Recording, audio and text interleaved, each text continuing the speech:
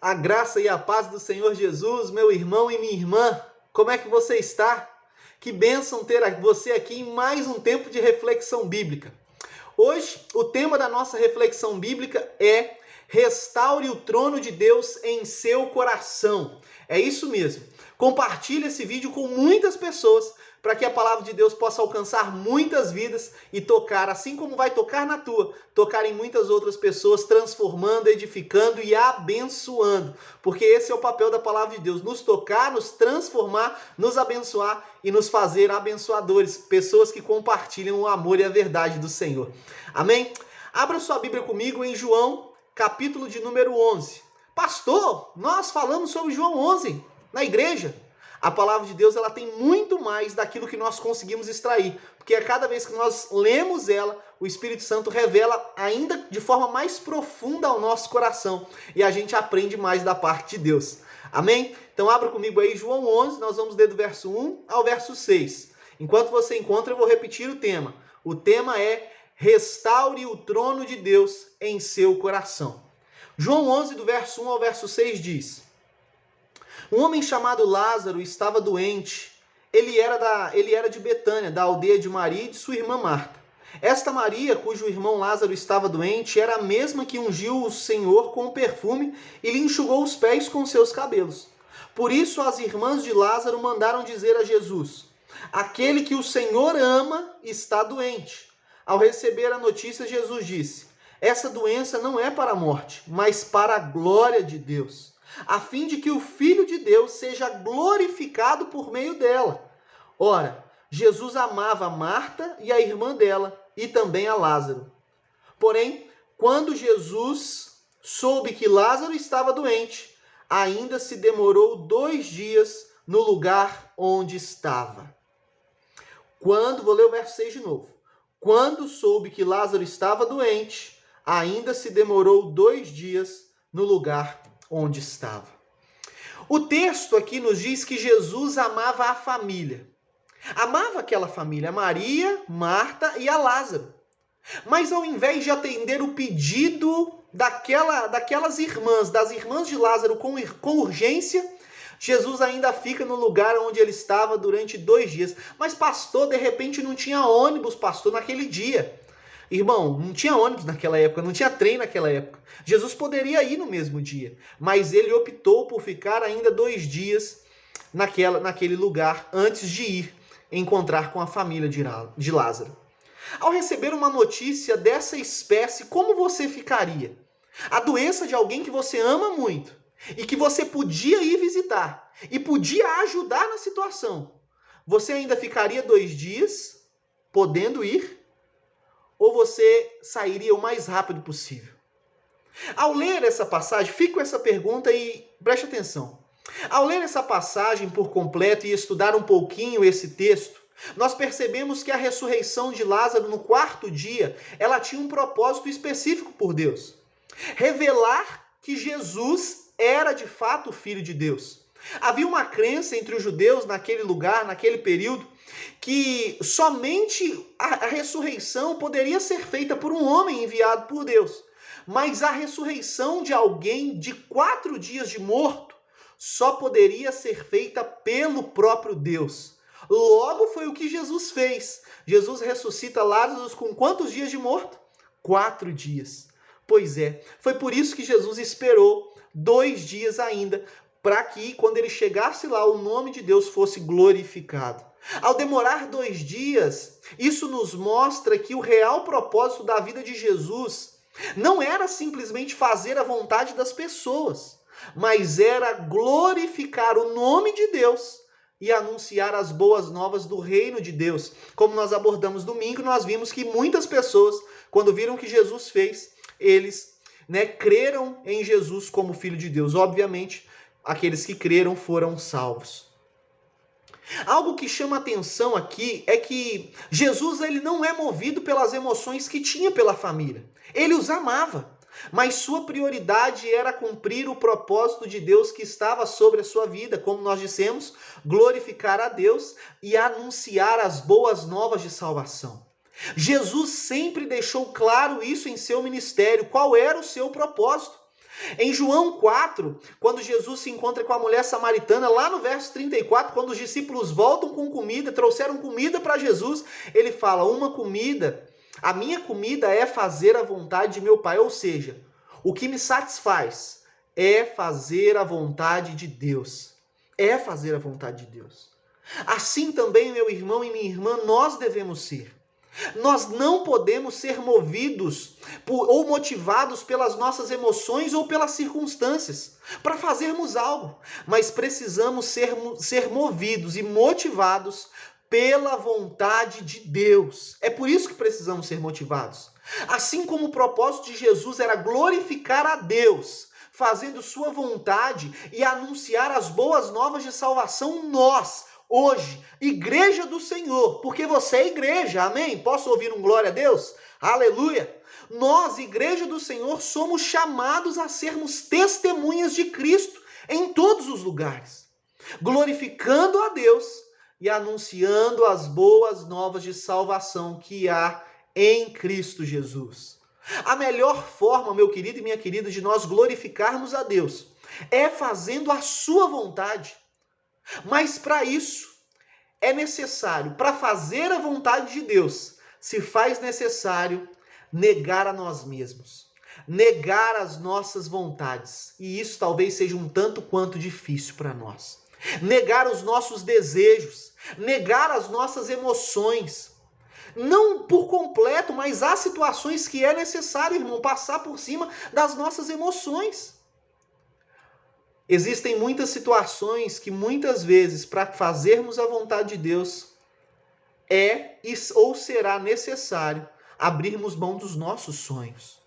Porque às vezes, meu irmão e minha irmã, sem percebermos nossas vontades, desejos, emoções, sonhos, ou até mesmo outras pessoas, ocupam o lugar de prioridade em nossas vidas. O lugar que deveria ser de Deus. Elas sentam no trono do nosso coração e nos governam. Isso é muito forte, muito forte. Às vezes nós vivemos em função dessas coisas ou de pessoas. Somos guiados por elas e sem elas, muitos até dizem que a sua vida já não faz sentido. Eu não sei se você sabe, mas lidar com algo assim, seja nossas vontades, projetos, planos, sonhos, desejos ou pessoas, se alguma dessas coisas tem ocupado o lugar do centro da nossa vida, o trono do nosso coração, isso é idolatria, irmão. Às vezes a gente acha que idolatria é só idolatrar uma estátua. Não. É deixar outra coisa assentar no trono do nosso coração, que deveria ser o lugar onde Deus deveria estar. No trono do nosso coração governando. Quando outras coisas governam a nossa vida, nós estamos cometendo o pecado de idolatria. É colocar outra coisa ou outra pessoa no lugar que deveria ser de Deus. E no lugar de fazer a vontade de Deus, fazermos a nossa vontade ou de outra pessoa, ou movidos pelas nossas vontades, desejos, emoções ou os nossos sonhos e planos.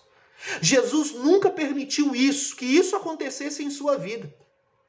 Por isso ele é referência para nós. Nosso irmão mais velho, Senhor e Salvador das nossas vidas, o nosso caminho, o único caminho. Assim como para Jesus fazer a vontade de Deus era a prioridade, para nós também deve ser. Como a vontade de Deus, como Deus era o centro do coração de Jesus, porque do contrário que outros dizem por aí, né? Não, nós somos o centro do coração de Jesus. Não, nós não somos o centro do coração de Jesus. Quem está no centro do coração de Jesus? Quem sempre esteve na caminhada. Se você ler o capítulo 11, principalmente, você vai ver isso. Aqui de João, você lê inteiro. O centro do coração de Jesus é fazer a vontade de Deus. São os propósitos de Deus. Assim também, Deus e sua vontade deve ser o centro da nossa vida. Deus deve estar assentado no centro do nosso coração. Ou o próprio Jesus, porque Jesus é Deus, Deus é Jesus, amém? Glória a Deus. Os três são um, Pai, Filho e Espírito Santo. Existem pessoas, meu querido e minha querida, existem sonhos, planos, projetos ou outras coisas que estão assentados no trono do seu coração, onde Jesus deveria estar?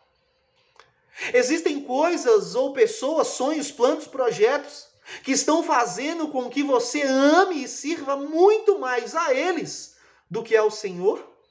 Invista muito mais tempo neles do que aos propósitos de Deus para nós, como igreja. Levando você a levar a sua própria vida da sua forma, de acordo com a sua vontade, em detrimento à vontade do Senhor, que é glorificar a Deus com sua vida e anunciar as boas novas de salvação. Se talvez existe alguma coisa que mexeu com você nessa palavra, meu querido e minha querida, assim quando a gente lê, mexe comigo também, porque no decorrer da nossa vida algumas coisas vão se tomando o lugar de Jesus. Eu preciso te dizer que isso é idolatria. João Calvino, um reformador do século XVI, um dos pais da igreja, é um dos reformadores, melhor dizendo. Ele dizia que o coração do homem é uma fábrica de ídolos. Irmão e irmã, nós somos capazes de gerar muitos ídolos para nós mesmos e colocarmos no lugar de Deus, um lugar que era para ser de Deus. Nós somos movidos, guiados, impulsionados por outras motivações a não ser o próprio Senhor. O nosso coração cria ídolos sem a gente perceber. Se tem alguém sentado no trono da sua vida, do seu coração, e esse alguém, ou esse sonho, ou esse plano, ou essas emoções que guiam a sua vida, ou esse projeto, não é Deus, nós precisamos orar e, com o auxílio do Espírito Santo, pedir ao Senhor que restabeleça, que restaure o trono de Deus em nosso coração e que é o centro de sua vida. Que o centro da nossa vida, que o centro da sua vida seja de fato do Senhor e a vontade dele seja estabelecida sobre você e sobre mim. Você deseja, meu querido e minha querida, que Deus sente no trono de sua vida e governe tudo que diz respeito a você? Você quer fazer a vontade de Deus acima de todas as coisas?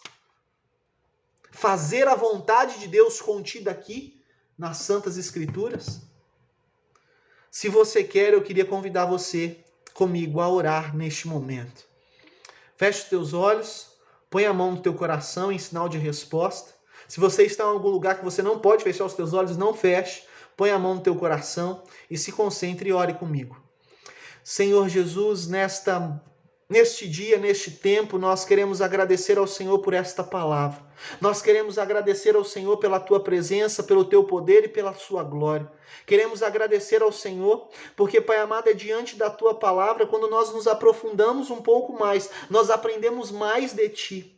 E, Pai, neste tempo o Senhor está nos chamando a restaurar o trono do Senhor em nossos corações.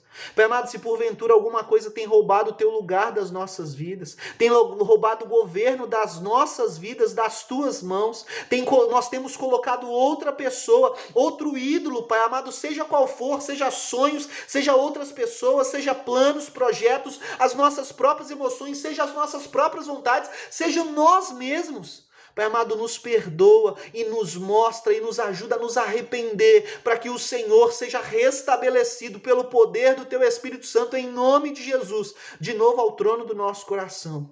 Nós queremos que a nossa vida seja governada pelo Senhor e queremos viver e fazer e experimentar a Tua boa, perfeita e agradável vontade em tudo em nós.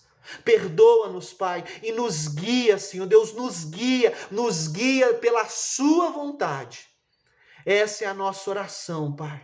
Restabelece o trono do Senhor nos corações neste dia, em nome de Jesus. Amém, amém, amém. Que assim comece na minha vida, atinja a sua vida e o Senhor restabeleça o trono de muitos corações através dessa mensagem, mas também através do anúncio do evangelho que será propagado pela sua vida. Que Deus te abençoe, meu irmão e minha irmã. Você que faz parte das nossas comunidades, Igreja Metodista em Sevilha, Igreja Metodista em Veneza, não se esqueça, domingo às 9 horas temos a nossa escola dominical e culto à noite, culto de louvor e adoração, de celebração ao nosso Deus, tanto em Veneza quanto em Sevilha. Te espero lá e que Deus te abençoe.